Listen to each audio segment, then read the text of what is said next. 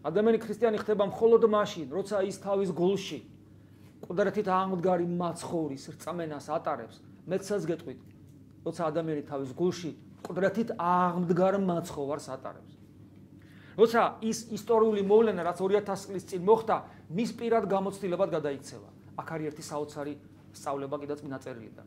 როდესაც მოციქულებმა ყდრეთით აღმდგარი მაცხოვარი იხილეს, ისინი მაშინვე არ დაიწყებენ მისიონერობას.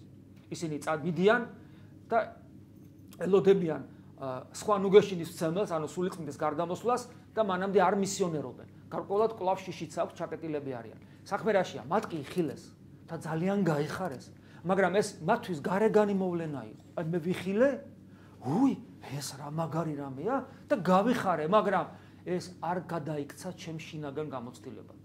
როდესაც მოხდა სულიწმინდის გარდამოსვლა, აღდგომიდან 50 დღის მერე, ანუ ამაღლებიდან 10 დღის მერე, ან სულიწმინდის გარდამოსვლა, რომლის დროსაც დაარსდა ახალი აღთქმის ეკლესია, რომლის წევრებიც ვართ ჩვენ, აი იმ წამიდან, როცა მოციქულები მოინათლენ სულიწმინდით, მაშინ მოხდა მოციქულების ნათლობა.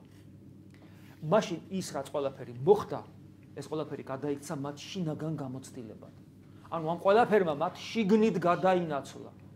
და უკვე ის მოციქული ლაპარაკობს არა ესე კი არა რომ იცით აი ესე მოხდა და ესე მე ვიხილე კი ესეც ამბობს მაგრამ ამ გარეგანს შინაგანი მოსდევს და ის ნათელი რომელიც ყდრეთით აღდგარ მაცხოვარს ახლავს ადამიანი რომელიც მთელი არსებით გააცნობიერებს ცხოვრების საზრისს და მიზანს ადამიანი რომელიც მთელი არსებით მიხვდება თუ როგორ უყვარს ღმერთს ადამიანი იმიტომ ის ჩვენთვის ადამიანად მოვიდა და ჯვარს ეცვა და ადამიანი რომელიც ცხოვრების საზრისა და მიზანად დაისახავს იგი ეძებოს მას შეხვდეს და მასთან ურთიერთობა ჰქონდეს ესეთი ადამიანი არის და ნათელღებული ესეთი ადამიანი ეზიარება რა მყდრეთით აღმდგარი მაცხოვრის ხორცსა და სის ყოველთვის წირვაზე ესეთი ადამიანი თავის შიგნით ატარებს აი ამ საოცარ გამოცდილებას აღდგომისას ესეთი ადამიანი ძალიანაც რომ მოინდომოს ვერ გაექცევა საკუთარ თავში მარადიული სიცოცხლის ანუ აღდგომის გამოცდილებას